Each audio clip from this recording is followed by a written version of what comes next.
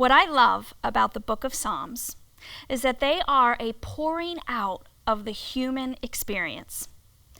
They express feelings, our human condition, and at one point or another, most of us can relate to an experience, a situation, or a feeling expressed in the Psalms. Psalm 55 is generally considered an individual lament. What that means is David just experienced a pretty traumatic event personally. One of his closest friends betrayed him. He suffered slander, threat from his enemies, but the worst thing he lamented the most was the betrayal of a friend. Often, the Psalms don't put forward ultimate solutions to our human problems, but they do prescribe ways of coping with them. This psalm, Psalm 55, is an excellent example of providing a way to cope with a troubling situation. It says in verse 22, "Cast your cares on the Lord, and he will sustain you. He will never let the righteous fall." Our cares can be great sometimes, can't they? We all have experienced broken relationships, betrayal from friends, health issues, financial issues, loss. All of these trials lead to big cares, big emotions, stress, anxiety, fear, depression. All of these things, the situations and emotions that follow them, are what God wants us to cast upon him. Now, my son Luke, who is 15, is an avid fisherman. He is out there most days, rain or shine, and the subject of conversation amongst him and his friends mostly consists of what they caught and how big it was. Now, whenever I go out fishing with him, he often has to give me a refresher on how to cast, how to draw back, throw forward, and release.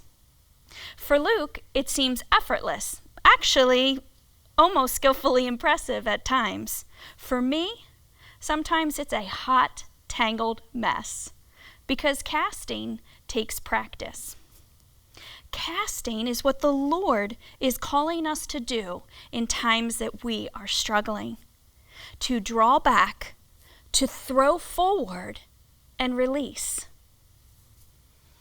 All of our cares, all of our situations, all of our emotions on him who cares for us. He wants all of these things given to him, to be cast upon him. But it takes practice. There are times when we want to hold on tight to our cares, isn't there? To think about them, to ruminate on them, to sit in them sometimes. We want to plot our answers and our responses to situations and people in our own strength and in our own wisdom. But that is not the prescription that God has laid out in the Psalms. He wants us, he tells us to cast all of our cares upon him, because something amazing follows.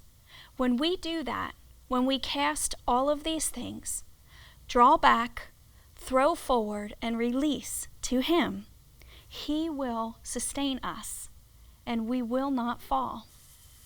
What a beautiful invitation from the Lord, to rest in him, to release these things to him, to leave them with his provision, his care, to rest under his wing and not fall.